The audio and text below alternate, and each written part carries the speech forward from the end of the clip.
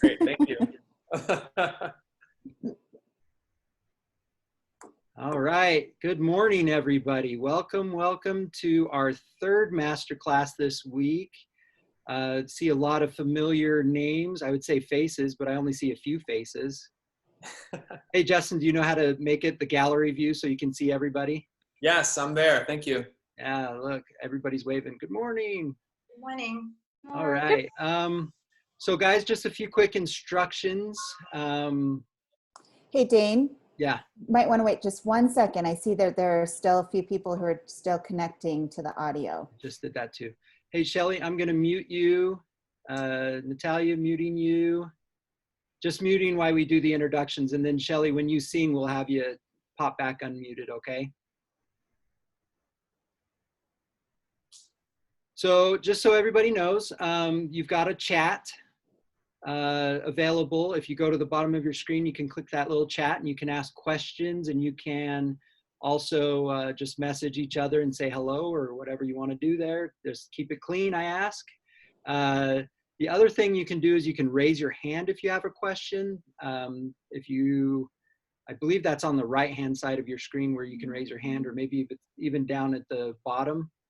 And then lastly, if you are singing, and this is for Shelly and Nicole, and we might ask for somebody else to sing just depending on the amount of time we have.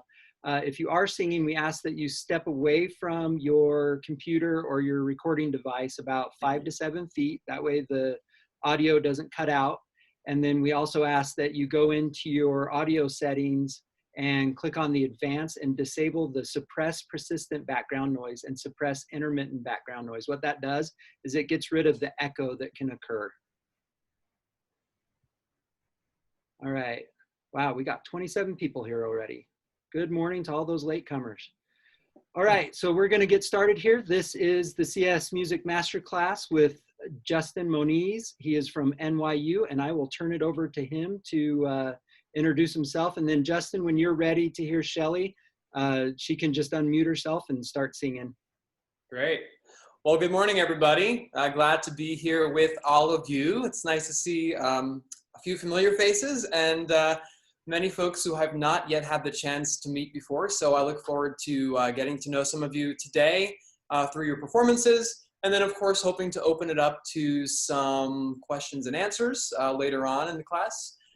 So essentially what we'll do is I think we have 2 singers here today, and if there's any time we may just ask if we have a volunteer, if we have a little bit of buffer at the end of the class. So as was mentioned, I'm currently on the faculty at NYU Steinhardt, and I teach applied voice to really everybody, musical theater, classical students, and contemporary. We recently launched a new concentration in contemporary voice. So it's really an exciting time at NYU. I'm also Associate Director of Vocal Pedagogy, and I supervise the graduate vocal ped program. And the cool thing that we have is an opportunity for students at the grad level to pursue both a Master's of Music and Performance, whether that be classical or musical theater, as well as earning an advanced certificate in vocal pedagogy. And so that's a really cool program that we've had going on, and I've recently taken that over as I've started at NYU last August. So we have a lot of exciting things in the works, especially collaborations with Langone Medical Center and the Voice Center at NYU Langone. So it's some really remarkable projects and collaborations. So I have a bit of a broad background in terms of where I'll come from the class today, but we're going to tackle the needs of each singer, which of course will be different depending upon what they're presenting, how long they've lived with it. So I'll probably give a couple of observations, and then we may try some things to the best of our capabilities here via Zoom. I know we're all learning because this is something that many of us have toyed with, but maybe haven't done as much as some others. So we're going to hope for great connections and smooth waves today, and look forward to hearing our first singer. Our first singer, I believe, is Shelly. So Shelly, I'm going to unmute you, and if you could just tell us what you're going to sing this morning. All right. I wanted to do some musical theater. I Got Lost in His Arms from Annie Get Your Gun. Great.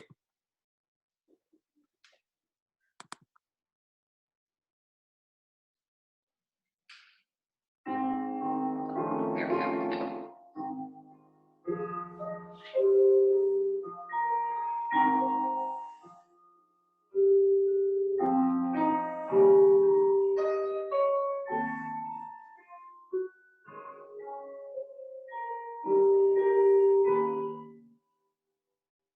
Don't ask me just how it happened.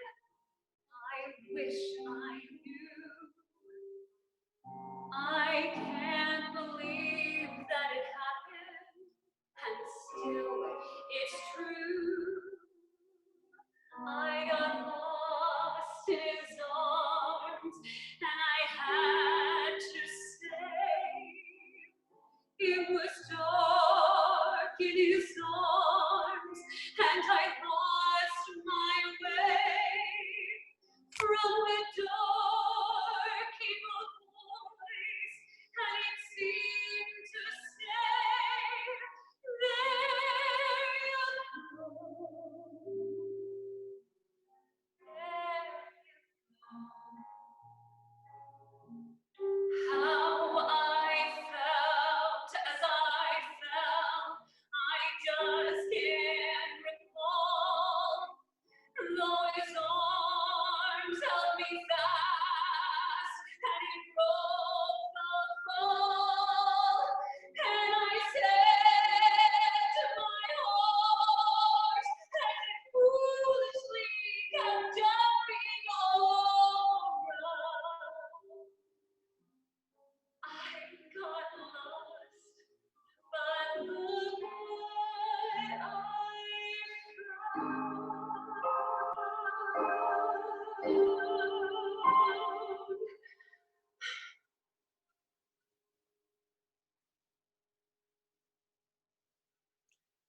Beautifully done, Shelly. Really nice. Great to Thank hear you. you.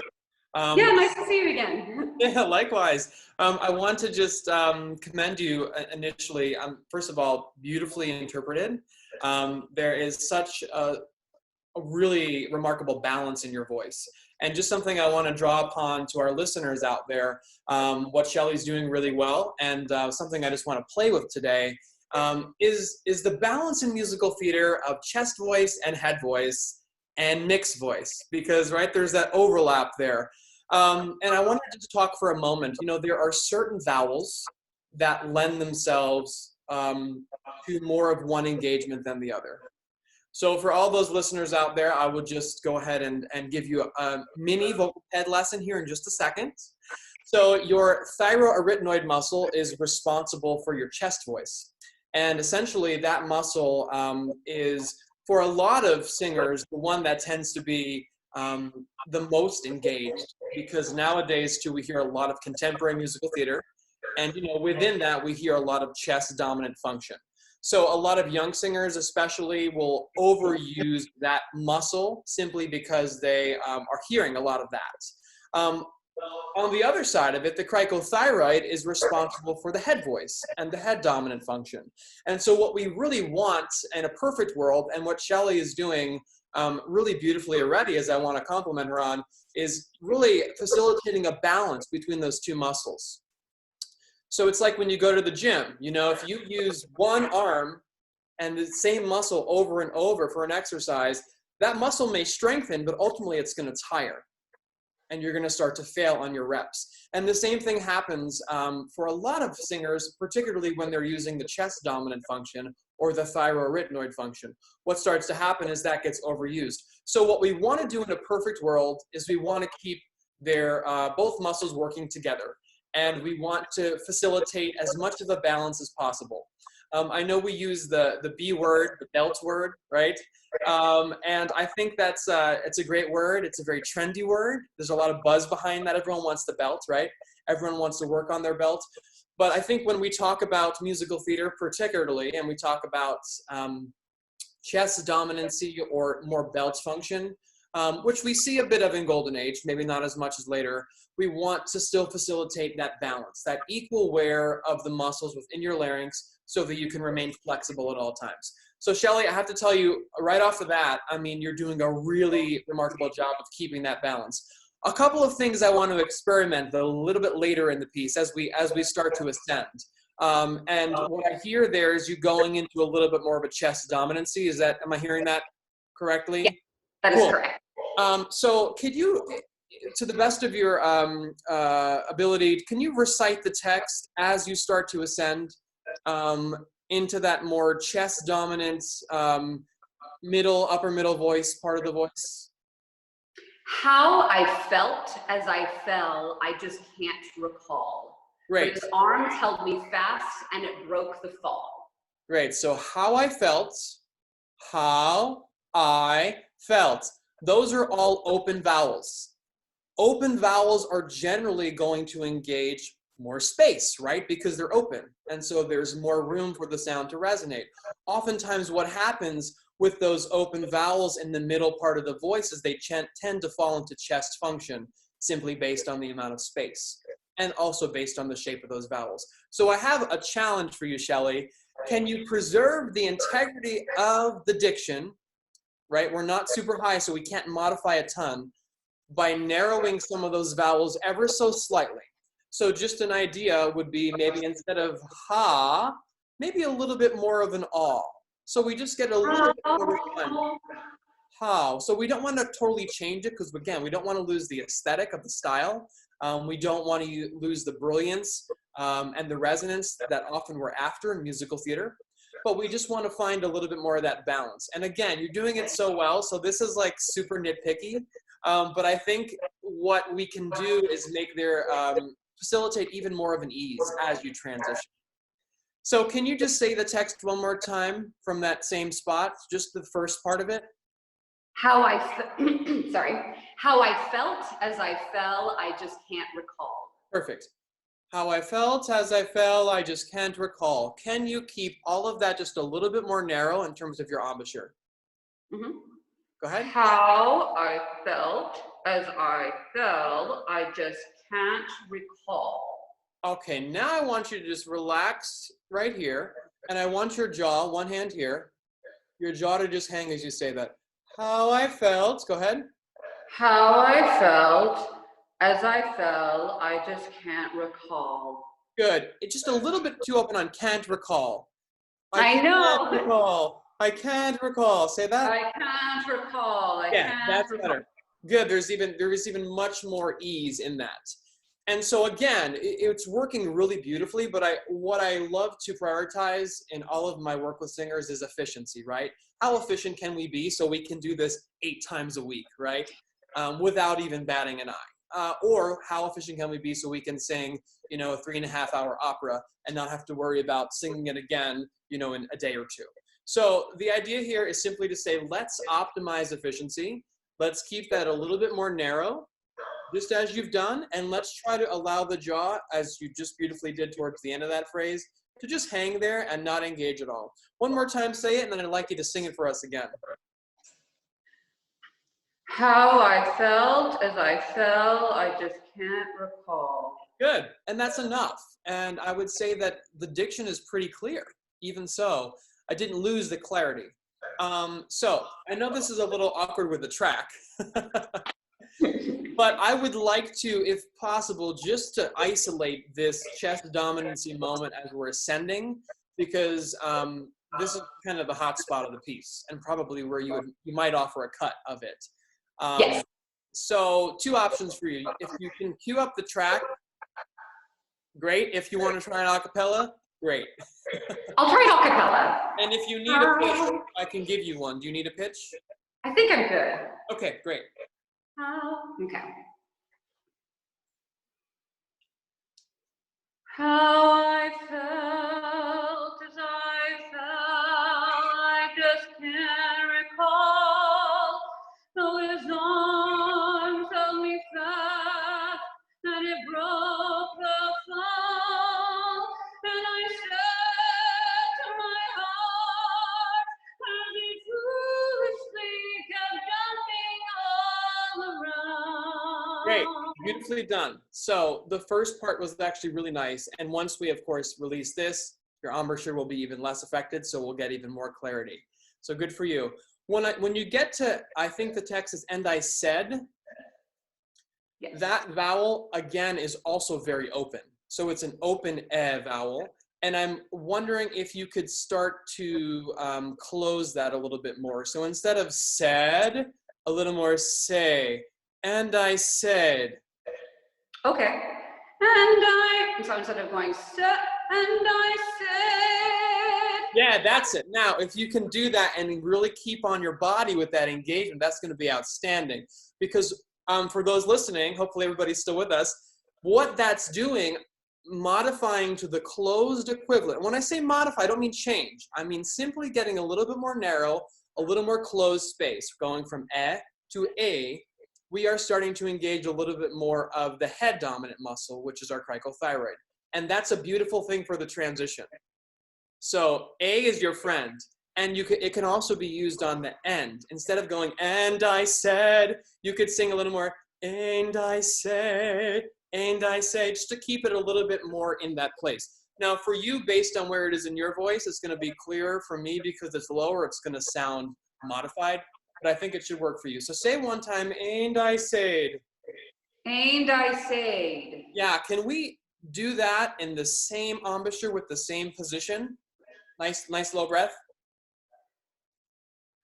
And I said, and I said.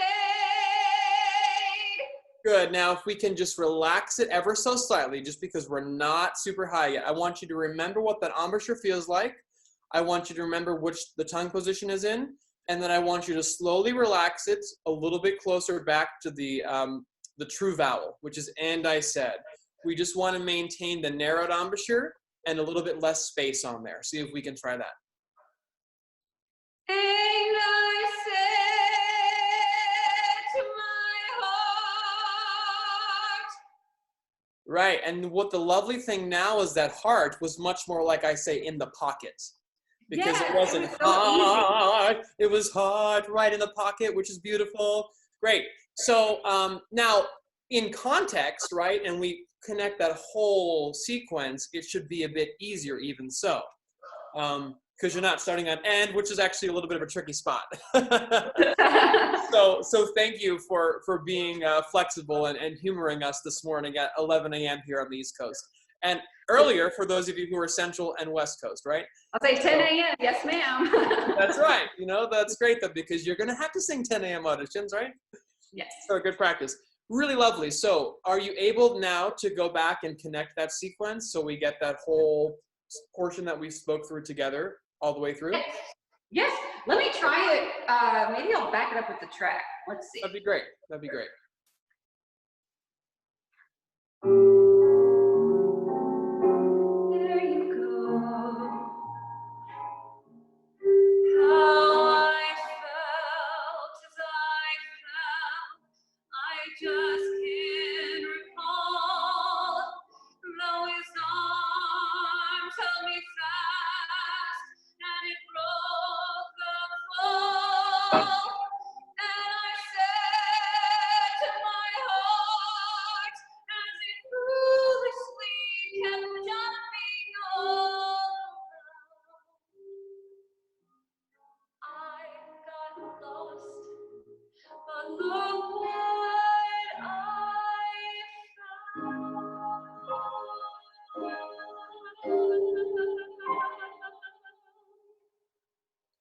Beautifully done, Shelley. Really nice adjustments. Yeah, thank you for being willing to go there, right, at this hour and in front of all of our friends here. I want to say that in general, what I see across the board is that singers generally tend to over-open. And the truth in that is that we do need space, but generally we need more space in the pharyngeal region instead of in the jaw. And what I noticed that time is as your jaw was a little more relaxed, because your vowels were even more narrow, there was a greater sense of ease through that. And I really appreciate that. You'll notice that a lot of singers, and I won't call any names right now, you can find a lot on YouTube in musical theater, especially who over-open, start to have significant issues because it creates more tension. I mean, if everyone just does this with their jaw, and then tries to sing there for an extended period of time, you start to feel that, even just holding there.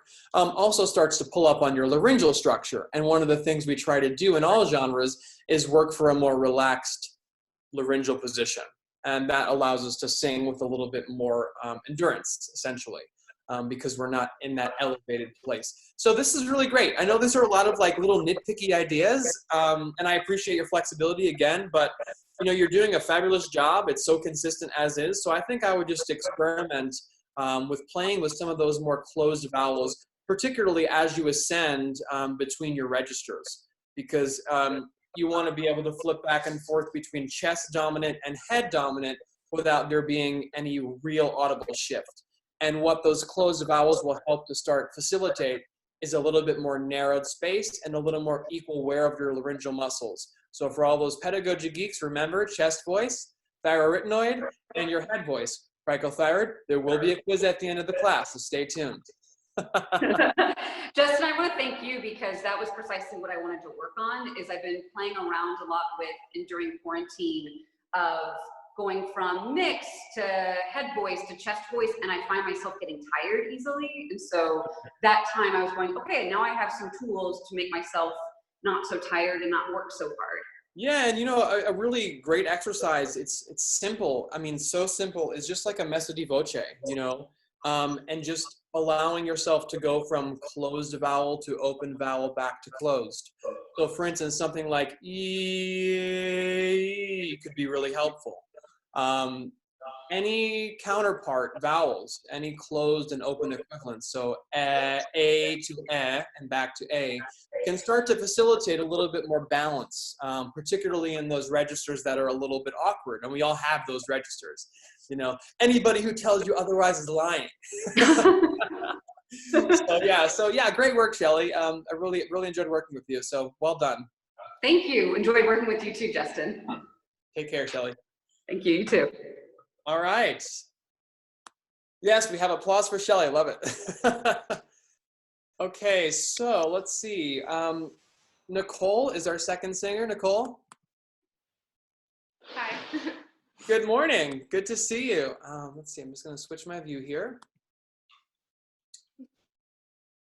Today I'll be singing Achichilus from Mozart's Magic Flute. Great.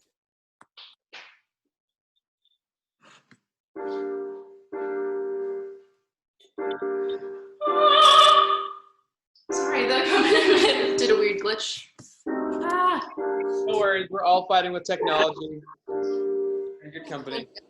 What is wrong with this? Okay.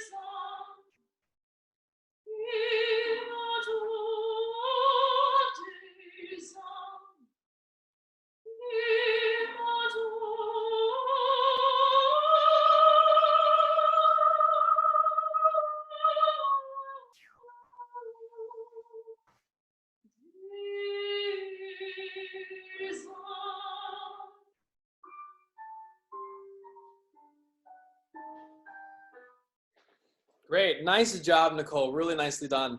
I'll just start out by saying, Mozart, man, he was not easy on singers, was he? And many of us who have studied Mozart, who have sung Mozart arias, Mozart roles, can attest to that. And often it shows really everything in the voice that one would want to hear, which is why it's so often called in auditions. As many of us know who offer that, you'll often be ready to sing Mozart because people want to hear it. They're going to call it, even if you don't start with it. Really well done. What time zone are you in? I'm in Eastern. So. You're on Eastern time. Okay, well, it's still before noon, so great work. Great work. Thank you. A couple of things I'm hearing. First of all, the timbre of your voice is beautiful, really exquisite. So, you know, the color is so rich. You have such a great expressiveness in what you're doing and your interpretation. One thing I want to draw to your attention, and, you know, it's possible you've heard this before, possible not, but I'm hearing in some of your onsets, there's a little bit of a scoop, and sometimes we're getting a scoop into some of those ascending passages. And so, of course, stylistically, it's not what we want, but more than that, I'm not so concerned with style in this moment. Technically, I want to make your life a little easier. And so one thing I want to encourage you to do, if possible, is to start to prepare the space for where you're about to be heading.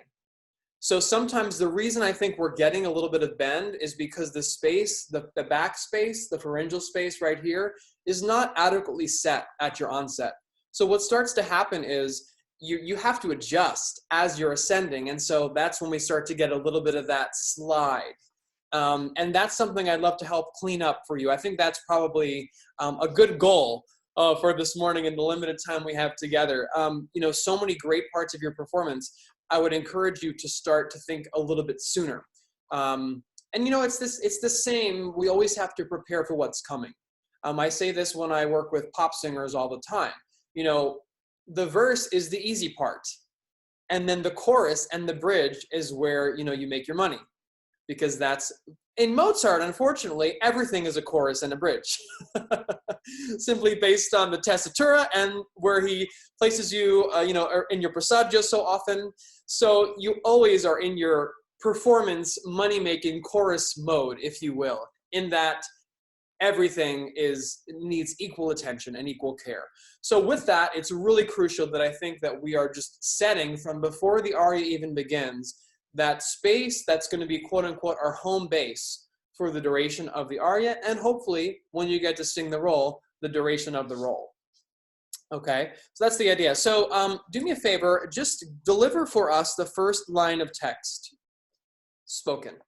Ach, ich fühl's, es ist verschwunden, ewig Kinder lieber Glück. Great, now let me ask you this. Within all that text, where in the text is the highest note, the highest pitch? The Liebe. The Liebe, right? So if you could think about the type of space you're going to need for that pitch, what pitch is it? Can you tell us? B flat. Sorry, say that again.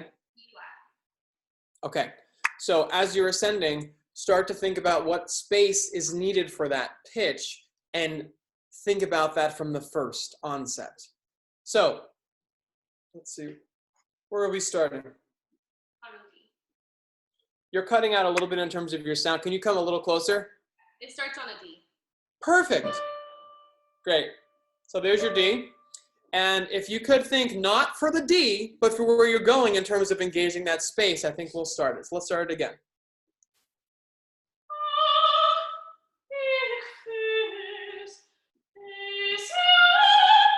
So you hear that? Think about that space. Now file save that in your brain. And then use the same space to sing S, S.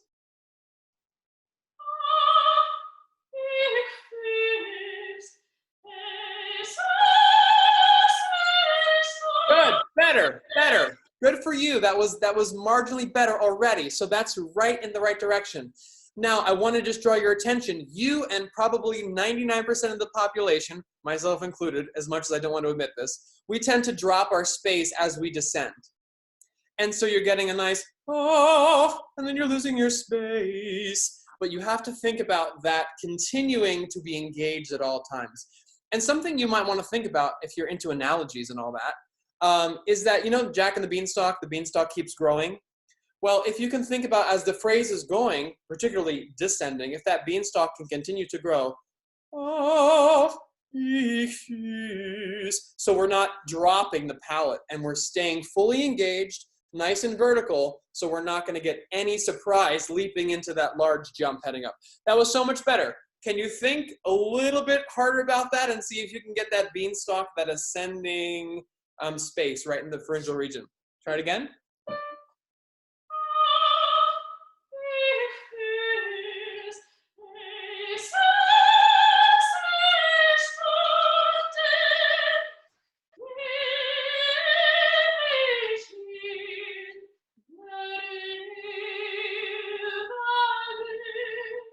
Good for you, Nicole. Good for you. So can you tell us, for all listening, what was different for you in terms of the sensation? What changed that time?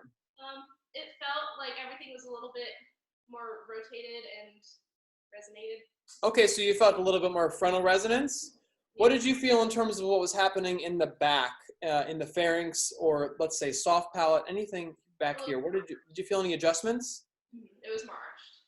Okay, so you had a bit more space. So I would really advocate for that because, you know, you're too talented to not get, you know, cast or to not get major scholarships or roles, you know, contracts because of something simple as that. That's a real easy fix that I think you can go through and kind of copy and paste across the board. So that's great.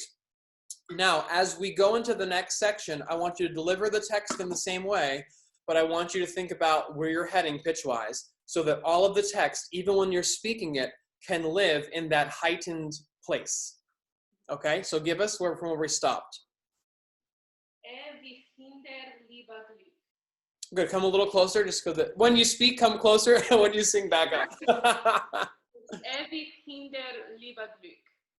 Is that ewig? Yes. Yeah, close that a little more e. Ewig, yes, great. And that same A vowel is what I was working with Shelley on, right? It's that nice A that we don't really use in English, but we need to utilize that nice closed placement. So ewig with your space. So ewig hinder liebig. Good. Now, can you allow all of that text to live in the same place so you're not adjusting for every vowel? Ewig hinder liebig. Just say a couple times, hey, like, hey, hey, what are you doing over there? Hey. So ewig hinder liebig. Like you're hearing a guy in Brooklyn. I'm in Brooklyn. People are like, hey, what are you doing over there? Hey, you know Joey, right? It's that A. So get that A in there. But let it be a little bit less held because I think in your attempt to close it, it's coming a little bit a little stuck. So just A, say it. Ewig hinder. A. There it is. Good. Ewig.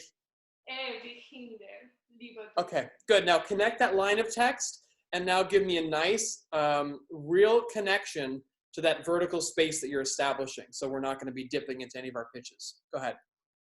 Ewig hinder liebig. Good. Do you want to sing that? Can I have the pitch? Sure. What pitch are we on now? I don't have the score. It's a G. It's a G?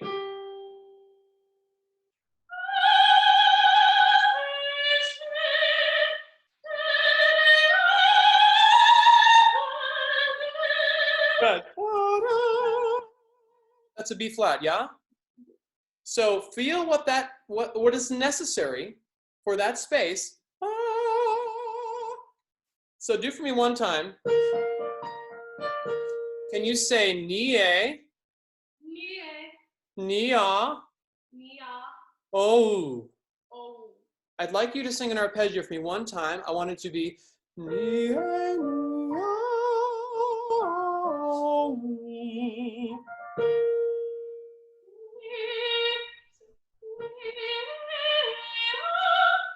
So it's a full octave.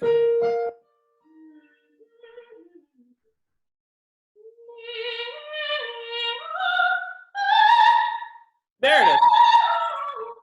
Good, now you have it, right? So I'll play one more time. It's hard to hear over this. Okay?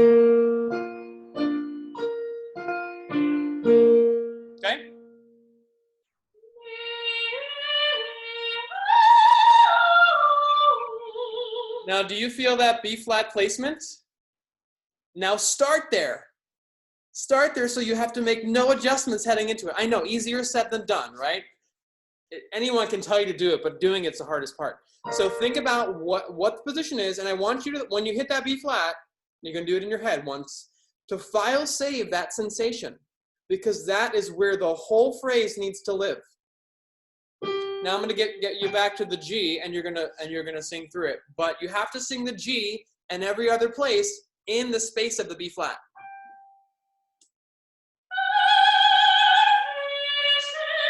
The face.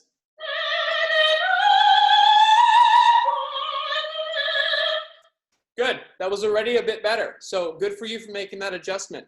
So again, just this whole experience in terms of studying voice, and we're all working to better ourselves, is just to start to identify tendencies, right? So one of the tendencies I can identify in what you're doing is you just want to drop the space as you descend, and I'm just trying to get you to keep it engaged as long as possible. So, something you can continue to work for. Now, when you are on the money in that B flat, what are you noticing in terms of the shape of your mouth? What are you noticing in terms of the space and how it feels? It's pretty wide sound, so kind of when it feels right. Sorry, when you said just say wide sound? Yeah, like wide, kind of spread, and I don't know. Okay, so what we don't want is spread or wide, so we want to keep you narrow. But I think what I'm going to try to interpret what you say, you're getting a little more lift here. Yes. And you're getting a little bit more teeth in the action. Yes. Right? I didn't sense it spreading necessarily. I think it can be definitely a little more narrow, but I totally get what you're saying. There definitely needs to be more space, both vertically and probably even a little tiny bit horizontally, so we have preserved that balance. But again, what we want to just be sure of is that our body, our pharynx is ready. It's ready to go, so we have to make no adjustments, because honestly, there's no time to make adjustments, especially when we have these leaps kind of all over the place. It's one of those things. So good for you. I want you to give it another shot. But before we do that, actually, let's do one more of these. Say it one more time. Nie, neo. Nie, neo. Good. Now, can you relax your E vowel so everything is much more neutral? Nie, neo. Nie, neo. Yeah, watch your E. It's getting a little bit caught. Ni, ni, ni, ni. Ni, ni. Yeah, there it is. Good for you. So you're not grabbing it. Yes, exactly. Good. And so you can work to do a little bit less here. That would be a great goal as well. But in the meantime, as we're ascending through this just vocalese, I want you to file save the sensation of the top note. So promise to do that and we can go for it. Go ahead.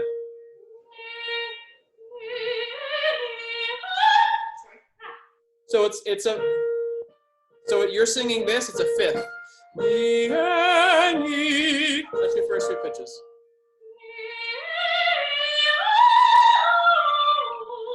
Now, did you hold it long enough so you could feel that backspace?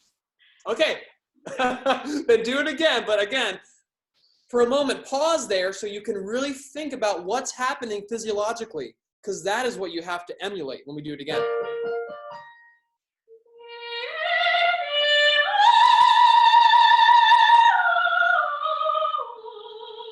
Great, now you feel that, right? So now we're going to sing from the G, but all in this space. Go ahead. Sorry.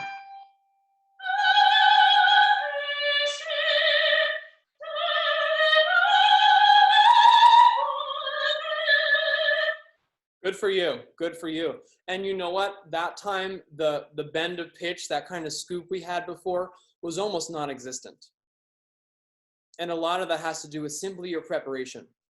It's nothing to do with your ear. Sounds to me like you have a great ear and you're very musical. It has to do with just preparing for what's to come. And you know, a great teacher in undergrad once told me, it's never the high note, always what comes before. And I've never forgotten that to this day.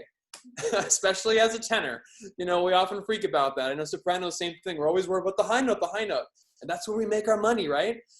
It's not the high note, it's how you prepare. And if you think about this, we take it out of the context of singing for a moment. If any of you watch gymnastics, think about the vault, right? When the gymnasts are on the vault, they're running, they're hitting the springboard, their vault, and then they're propelling into a routine. Well, it's all about the preparation. You know, if you start a race and you trip, it's going to be harder to find your footing. So you've got to be sure that your time is spent not so much on those high notes, but on the notes prior, being sure that you have the appropriate space engaged in your case. Does that make sense? Yeah. Good. Really fantastic work, Nicole. Great to hear you. There's some wonderful things happening in your singing, and I'm so happy to have had the opportunity to work with you this morning. So really well done. Thank you.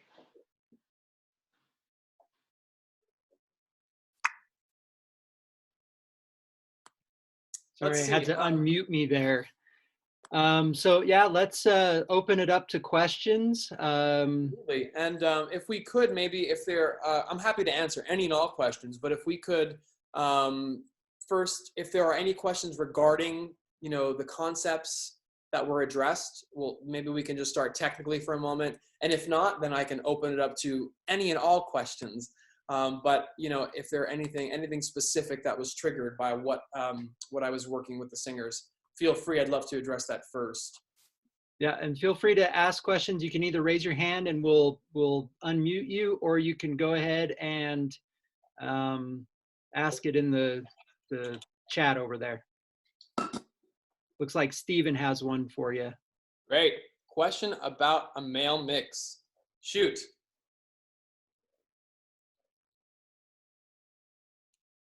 Oh, was that the question? Do you want me to just talk about it? Or is there, maybe he's typing.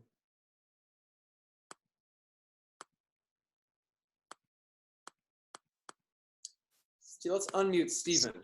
Stephen, can you give us a level? Hello, hello, can you hear me? Yes, we can hear you. Great, welcome. Okay, perfect. I thought I was gonna have to type it out. Oh, no problem. Yeah, so I am a 19-year-old male who is developing my mixed voice, and I've had a strong chest voice for a while now. I've been taking vocal lessons for about a year with a private teacher, and I would just like to ask some questions about really how to develop my mix and just problems that I may encounter that I need to be prepared for, because I find myself straining a lot to find. Yeah, well, this is a great question. I guess I'm happy to say that, you know, it's not quite different for a male voice in terms of what I was working with Shelley, because for all of us, what we want to go for, what we want to facilitate is that equal wear of muscle so we don't get tired overusing one. You said you have a lot of experience in your chest voice. We want to start to develop more of the head voice so we can get a better mix of the two. So, you know, I tend to advocate for a lot of falsetto work because I find that working male falsetto top down starts to bridge the gap a little bit. Lots of vocalises on oo, because oo helps to facilitate the cricothyroid function, which is the muscle, again, that's going to help your head voice. Yes, yeah. Also responsible for pitch, so it's like it's a buy one get one sale. You're getting 2 for 1 special. But I would really advocate for a lot of head voice work, a lot of falsetto coming down into the register that normally you would sing in your chest voice.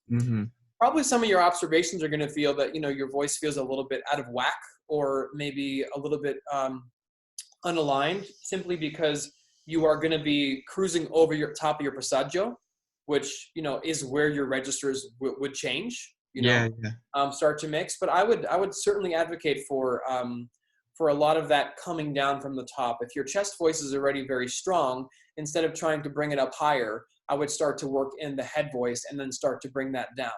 Because right. I don't know if you're singing opera or you're singing musical theater, but regardless, in opera, once we get above a certain point, we need head function. And Yeah, the same is true in musical theater. Otherwise, as most tenors would top out at as a B flat or even an A. If you want to access B natural and C and some of these other pitches above there, you really have to start to balance those two muscles. And it's the same thing with the female belt, which is why I addressed that earlier in terms of advocating for the same thing of equal wear. Finding vowels that will lend themselves to that. So for your instance, without hearing you, it's hard. But what I would probably tell you to do is experiment with your oo vowel, particularly in your head voice, and bringing that down. Something as simple as and just going through those descending 5-note passages. You're going to start to feel it weaken at your passaggio, and that's okay. But the more you start to cultivate that coordination, the better your head voice will start to mix in with your chest voice. Is that helpful? Yeah, that's actually something that I've been working on with my musical director. Good. I'm playing Miss Trunchbull right now. All right. And that's something that I was working on with my vocal director for Matilda is we were doing it on you play the fifth and then the first and go down grammatically. Yeah. On an oo vowel. So yeah, that's that I think my main thing is once I've done that, I still feel the transition from bringing my not bringing my chest voice up, but transitioning into mix from chest. There's pretty much always a crack. Well, and that's the hard thing because it's always easier to just sing in your chest voice and not transition out of it. But if you do want more refinement, if you want more controlled dynamic and color, definitely something you want to continue to work for. And I guess I would say, if you're 19 and we're having this conversation, you're in a really great place. So I would say keep studying. It sounds like you're in great hands, and you're not alone. All of us are. I mean, I'm still working on that, and I've been doing this for a little while. So I would say that continue to follow the advice of your teacher. It sounds like you're in a great place, and continue to explore. Are you exploring more musical theater?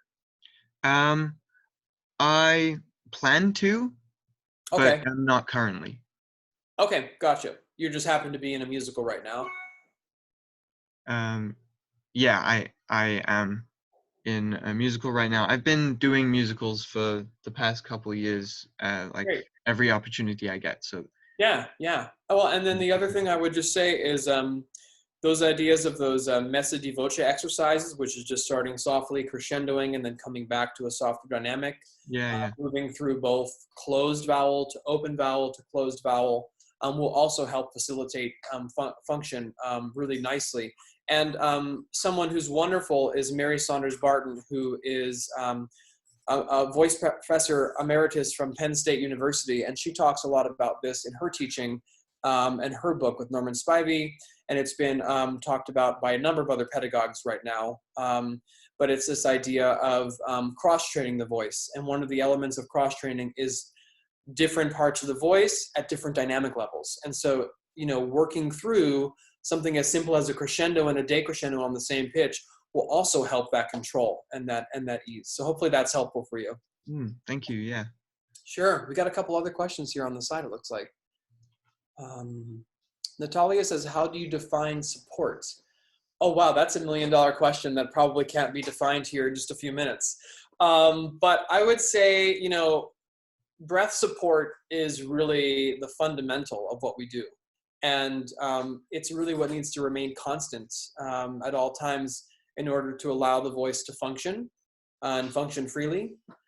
So, how it's defined, I would say, we want to work for as much of a natural breath as possible. One of the things I advocate for in my teaching, and this is something I actually got from mezzo-soprano Stephanie Blythe in a masterclass, is encouraging people to sing through the O space. So when you inhale, you'll be inhaling through an O vowel. So if everybody just said, oh, and then took a breath in through that space, you would find two things that happened.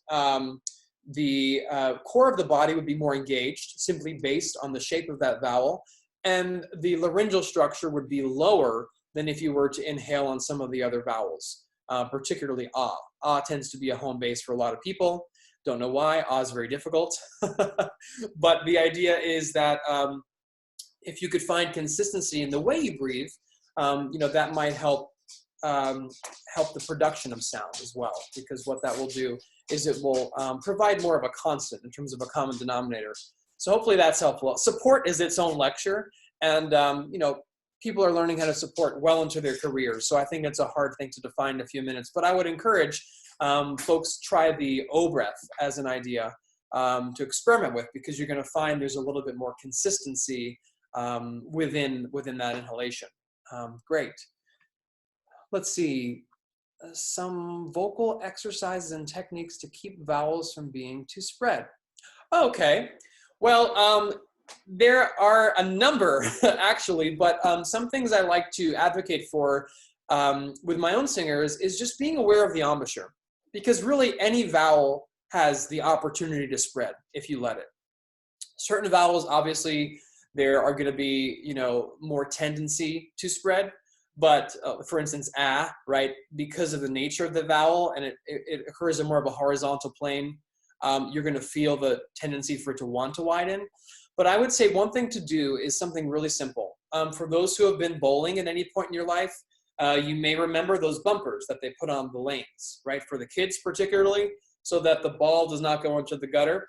So one of the things I use in my teaching is bumpers up, which is I have folks put two fingers right here on just the corners of the mouth, as to just make a little bit more awareness in terms of where the embouchure is going, right? And if we can keep it in the lane and not push our bumpers out, then we're probably going to be avoiding allowing anything to fall too much on the horizontal plane, or spread, as you say. But I say, working from closed vowels slowly to the open counterparts, and allowing there to be some type of visual, in this case, bumpers up, something simple, it might just create a little bit more awareness in terms of that. All right, and then we have, what is the best way to make smooth transitions in the sound between chest voice and head voice so that it isn't definitive? And if I had the quick fix for this, I would be a millionaire. Sadly, I do not have the quick fix, but I would say, going back to what I was advocating for before, both with Stephen's question and then in my work with Shelley, is that, in order to advocate a smooth transition, you have to have equal engagement of muscle, equal engagement of both the head muscle and the chest muscle, right? So we're talking about head being cricothyroid, chest being thyrorytenoid. They both have got to work together. You've all probably at some point have heard like a really bad episode of American Idol where someone goes, ah, right? And suddenly there's a big flip and there's no control in that part of the voice, because what they've done is they've put the pedal on the gas, they've hit the gas, and as they've ascended, there was no equal engagement of muscle. So what happens is there's a big break, and that's obviously what we want to avoid. So things like, working with your oo vowel, working from closed vowels to open vowels, working at varying dynamic levels to help facilitate cross-training. Those are all things that are going to be really helpful in terms of cultivating a smooth transition. And I'm sorry, this is from Galaxy Tab A. I'm sorry that there's no quick fix. Again, this is something that's just coordination, so it happens over years of study. But I would say that if you worked in those varying intensities of dynamics, if you worked from going closed to open really slowly and carefully, you would probably find a bit more ease in terms of equal wear of your laryngeal muscles. So, great. Let's see, what are some techniques to use to stay more in your body? Oh, great question. I love this. One of the big things that singers struggle with is keeping grounded. It's very counterintuitive, because I say this, as the musical line rises, our bodies want to follow. And one of the biggest things I advocate in all of my students, in all of our work together, is the body has to consistently work in opposition of the musical line. I'll say that again. body has to work in opposition of the musical line. So, for instance, if you are ascending in a passage, you want to be bending your knees and finding a lower gravitational center to help. So one simple thing I love is to just allow your knees to bend slightly as your pitches are ascending. Because what it does is it allows your body to work in opposition and go for a much more lowered and consistent anchor, which is what we need. We need a lower gravitational support and a lower center to support what's happening at the top of the voice. So some techniques are great, just bending your knee as you're ascending. You can also do lunges. I love lunges. You can take, a couple water bottles, fill them up, and just get a little bit of weight in your hand and do some lunges for some difficult phrases. Those are all great things you can try, and they allow your body to stay more grounded and really should facilitate more ease, especially in the top of the voice. Great, so I think that may clear up the chat function. Does anybody have any questions that they would like to ask? Just want to talk or verbally? Hello. I have a question for you, if that's okay. Yes, Sarah, right? Sasha. Oh, Sasha, sorry. Okay, it went away. Sasha, great. It's okay. Hi.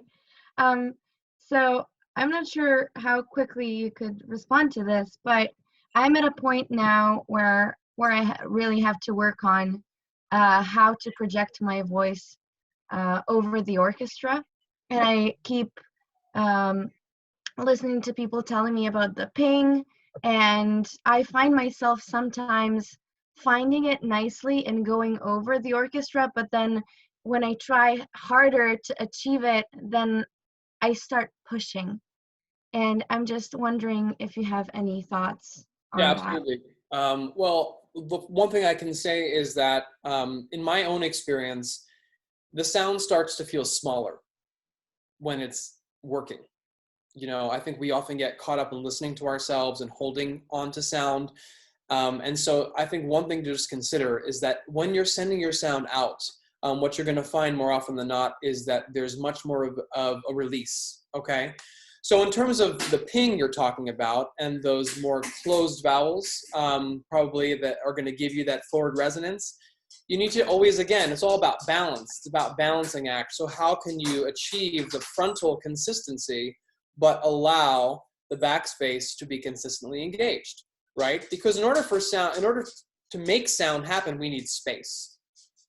So you've got to sing those closed E vowels with significant backspace, right? You need both. You need all the closed vowels and the open vowels to have a balance, right? So that there's always, if you think about singing in a parking garage, right, or a cathedral, anything large and open and cavernous, you get a real echo in the acoustic. And that's simply because it's the nature of the space and the construct of the atmosphere. And so essentially what we're talking about is if you can maintain your pharyngeal space, this is particularly when you're singing, unamplified, right, in the operatic setting, you need to maintain that, but still have the forward sensation of those closed vowels. So, a lot of what I would do would be, to find for you, and it's different for every singer, find which ones come more natural to you. Find if it's more open vowels or closed vowels, and then work while maintaining your space. If it's ah, then working for a little bit more point in the sound, but not losing the space. If it's E, it's E, but then opening up the backspace, so we're getting E, and so we're getting more consistency this way. So it's a balancing act, like anything else. But I would say, find first what works for you and let that be your home base. And then make adjustments around that. I think so often as singers and as teachers, we go immediately to what's not working. But it's really important to find what is working and to use that as like your template and your home base, And not having heard you, I can't tell you what's working, but it sounds like immediately you're really aware. So that's working. You've got a great sense of, things you want to work on, something really specific. But again, I think it's about balance. So hopefully that helped answer your question. Oh, yes, definitely. Thank you so much. Great. Thanks, Sasha. All right, let's see. Any other questions we have verbally or chat box? I think chat box has hit everything. Hi. Yeah. Hello. I have a question in terms of like university auditions. Sure. So a big struggle I've come in contact with is like having the perfect song, but I know a lot of universities ask for 32 bar cuts, and some songs that are like, you'll find that's super short. So a lot of times they'll say like you can either have 32, but like don't go over a minute. But how much can you play with that if it comes out really short? Do you understand? Yeah, I think I understand what you're saying. I mean, you know, I think a lot of people, they have to still, I should say, as, you know, programs, we have to put some type of parameter on it. I think it's just about being respectful of people's time, Yes. you know, because 32 bars varies drastically depending upon the tempo marking and the time signature. And so I think it's more about being fair to your listeners and assuming that 32 bars probably would be, you know, I'm just giving a ballpark, anywhere between 30 seconds and a minute, give or take. I think if you're kind of within that, you're probably okay. I noticed that, you know, even in the professional world, a lot of times we're getting away from more of that and just bring two contrasting cuts.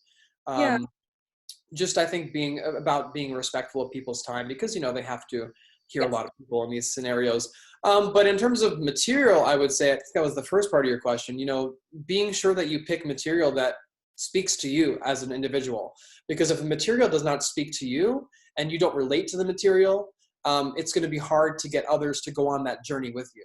And I think so often in audition settings and in academia in particular, we've got to check all these boxes. But the thing is, I say this all the time, you know, there's so much repertoire out there, both in the classical world and the musical theater world.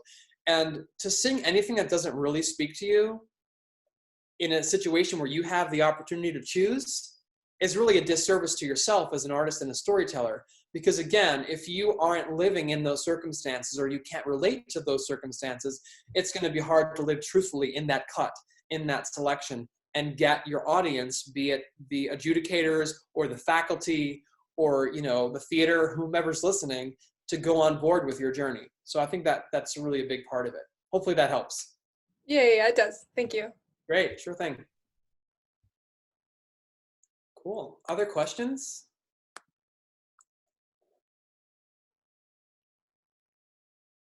Oh, okay, great. We got one in the box here. Should I feel a buzz in my nose when I sing in mixed voice? And what are some tips to avoid strain?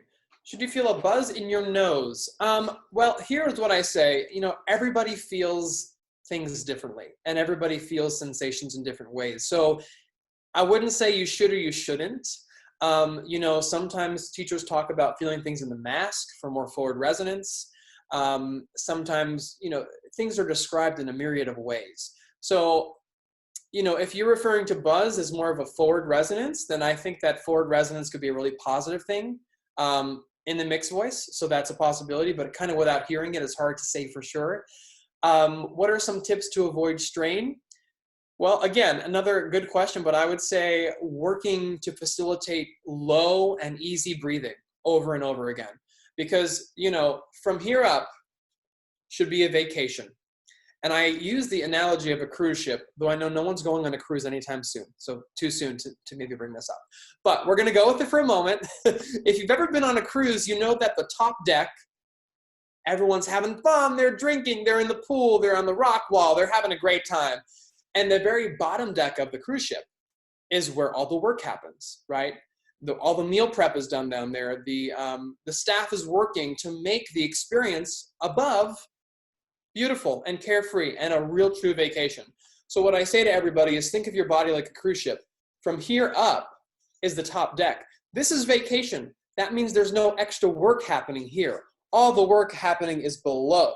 So the idea is, you know, if you want to work on tips to avoid strain, work on exercises that will facilitate low breath engagement and engagement of the core. You know, physical activity is really great. Lunges are really great. You know, you're going to work your body. And when you're working your body, you're going to work your support. If you can start to feel a lowered sense of gravitational center, you're going to be more likely to avoid strain in many ways. So hopefully that's helpful. Let's see. From Elizabeth, I have trouble with my jaw, tongue, and throat muscles being more engaged than they need to be when I sing.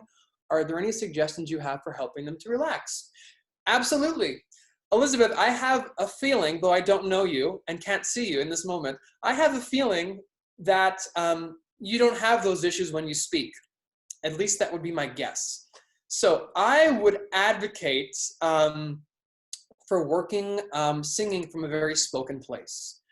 Because generally, most of us don't have jaw and tongue tension when we speak on a daily basis. And so that's a really great thing, as I spoke of before, about using something that works and then transferring it into the singing.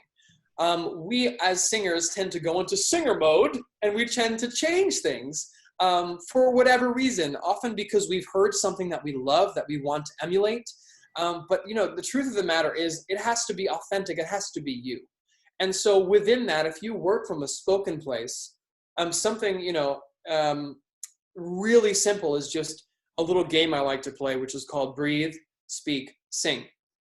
So you would take a really great breath, you would speak the text, and then you would immediately sing it on the pitches, but you wouldn't actually breathe a second time. Does that make sense? So the idea would be that you'd be cutting out the moment of preparation to go into singer mode. And what that does for a lot of people is that sort of tricks them for a moment, tricks the muscle memory, because, you know, if you're speaking and you're speaking and you're speaking and you're going, someone to hold me too close, someone to hold me too close, and then I'm just talking on pitch. And I'm singing Being Alive, for those who didn't know, okay? So that's the idea. I think just finding things that work, and I would probably, you know, take a guess that your spoken voice is probably pretty good. So go from that home base and go from what works well and transition.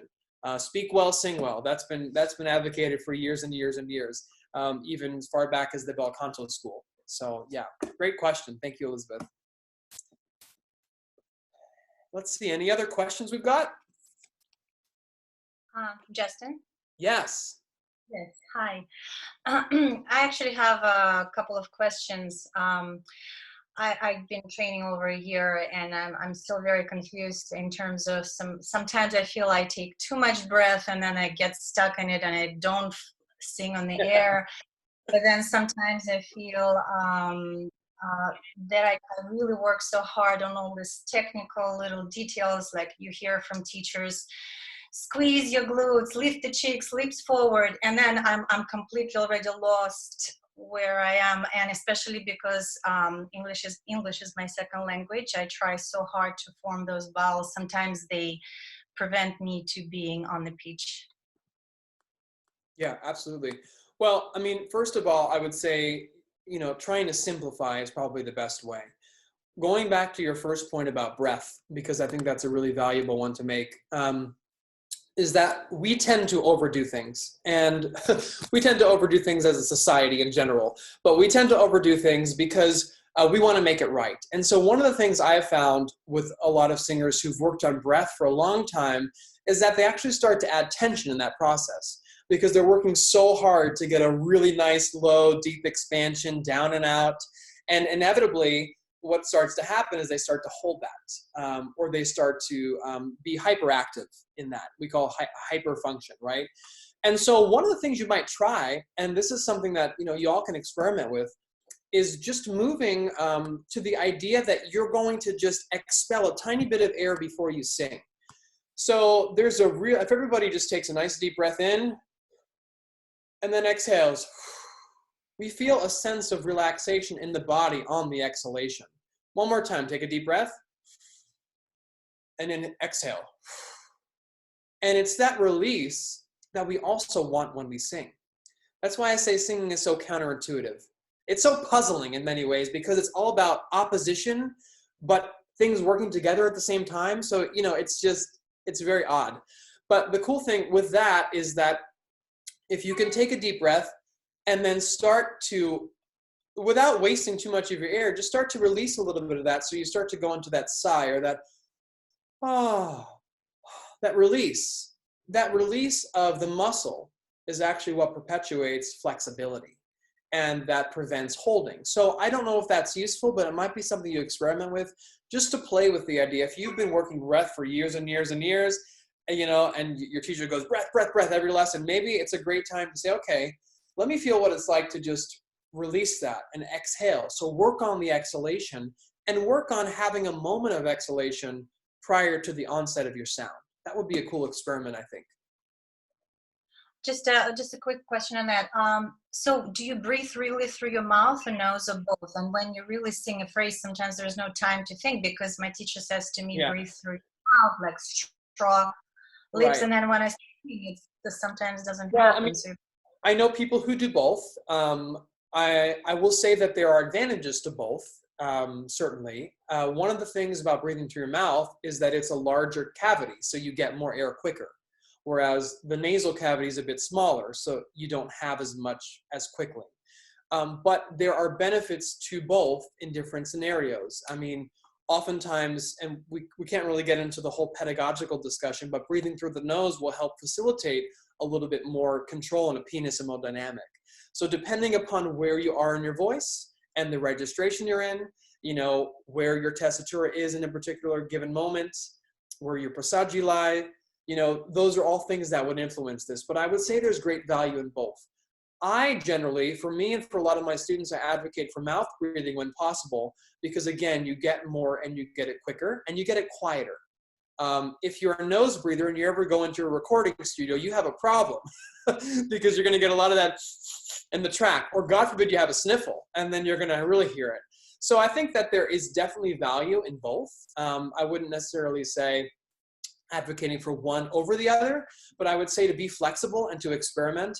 And remember, like within the larynx, like within the laryngeal structure here, if you're alternating and you are sharing, you know, the job between two muscles or between two sets of muscles or two cavities, that's going to just perpetuate flexibility. And flexibility is what we need in order to be able to be efficient and sustainable. So hopefully that helps. Thank you, Natalia. We have a question from Lisa here in the comments. This is a delicate question. When do you know it's time to move on from one private teacher to another when it's not associated with a move or graduation? Any tips on how to approach the topic with the soon-to-be former teacher? Yeah, this is definitely a delicate situation. And, you know, I think many people will at some point experience something similar to this or know somebody who's going through something similar to this. And it is a delicate question because I think as teachers, you know, I can say this, we invest a lot in our students. And so when, you know, you have someone who's really committed to you in your journey, it can be a difficult conversation because you're worried about feelings. But what I would say is, you know, this is your journey as a singer. And while we want to be sensitive to everybody involved, I think, you know, you have to be honest with yourself in terms of, are you getting what you're needing? Are you feeling that the information you're getting is resulting in consistent improvements? And, you know, if those answers are not, you know, yes, then you might consider exploring alternative options. I think this is specifically, you know, more when you're doing this privately, or I know sometimes it's more difficult in the academic setting, depending upon your institution. But I would say that, you know, at the end of the day, you know, you are the one. I mean, you're paying for a service. So if you're not getting the service, or the service is not resulting in what you feel you need, I think it could be an opportunity to explore something else. In terms of how to approach the topic with a soon-to-be former teacher, I think that it's definitely a delicate one, and I'm afraid there's no one way to say it other than to be honest and maybe start with something that, like, you know, these things have helped me tremendously. Here are the things that have worked really well for me, and this is why, but here are some things that I feel like I'm just not getting. And I think too, you know, don't always put it on the teacher. Understand and be okay with admitting that sometimes it's how we interpret information, and it's not always the information being, you know, disseminated to us. So I would say, you know, when you're thinking about how to navigate those tricky waters, you know, you could even take the blame and say, listen, I think I'm not getting this, or I'm not so sure. And there's a lot of humility in that, and there's a lot of truth, and there's a lot of respect that can be earned and maintained in that kind of situation. Because I think, you know, we get so concerned with that. Often, you know, it could be the teacher, but it could be the interpretation of the information. So I would just say if you can just consider that as well, that might be something to help navigate tricky waters, because they can be tricky. Thank you, Lisa. From Elizabeth, what are some things to consider when preparing audition material for graduate school? Well, I would say that in general, like I was saying before, find material that speaks to you. Don't try to just sing something because it checks a box. Obviously, we know we need to do certain things to show, our abilities in varying areas. But like I say, there's so much material out there that there's no need when you have the opportunity to settle for something that doesn't really speak to you. So I would say give yourself time. Give yourself time to not only select the material, but to live in that material for a little while. So you have the opportunity to reflect. I think people always sort of wait until the last minute a lot of times to pick the material and then are scrambling to put it together. But I would say, in general, try not to learn something new for a specific audition when possible. Try to always be working through new things so that you have things to call upon. You have material to draw from. Because what that's going to do, it's going to ease your nerves quite a bit. And it's also going to give you that opportunity to live within those circumstances. And I come back to circumstances because, again, it's not just about singing well. At NYU, we don't just look for people who sing well. We look for people who can deliver a story and who can live truthfully in a circumstance. And, if you can manage that, and, you'll be in great shape. I think, how do you manage that? You do it when you give yourself time, and you give yourself time to live in the material before you go rush to present it. Absolutely. So I think we're coming up here close to the end of our time. I'll take one more question if there's anybody else who has anything they want to add. Give a second if there's any more questions.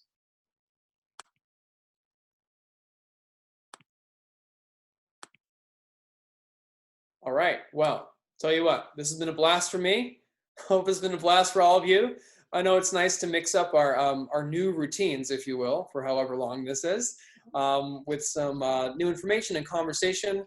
I want to say that if you guys have further questions, be it about the content you've heard today, if you have further questions in terms of the programs at NYU, I also run a summer festival called Hawaii Performing Arts Festival. I would encourage you to check that out, hawaiiperformingartsfestival.org. We do opera, we do musical theater. It's a fabulous place to train and perform in the summer. We've got lots of scholarships and professional fellowships, so definitely keep that on your radar. But I'm happy to be a resource as best I'm able. So if you have questions that pop up, you can find me through my website, which is justinjohnmoniz.com. JUSTINJOHN, Moniz, MONIZ.com. Or you can go to the NYU website and find links to my information and contact info there. You can just go to NYU Steinhardt or Google my name and it'll probably pop up with NYU. So feel free to reach out as some of you are on different parts of your journeys, thinking about undergrad or grad school or post-grad, thinking about pursuing a doctorate or a certificate in pedagogy, or taking some new auditions. I'm based here in New York, so feel free to give me a shout. I also work with people via the web. So if ever you want to reach out, I'm happy to answer questions and be a resource moving forward. So thank you to CS Music Community for having me. I really appreciate the opportunity. You bet. Hey, Justin, thank you. If you want to send me any of those links or information that you just shared, Sure. Yeah. We can email that out to everybody. Absolutely. All right. Cool. Thank you, everybody, for joining us today. Everybody. Our next one will be on Monday at 11 o'clock. Stay safe, everyone. Take care. Thanks, Justin. Bye-bye.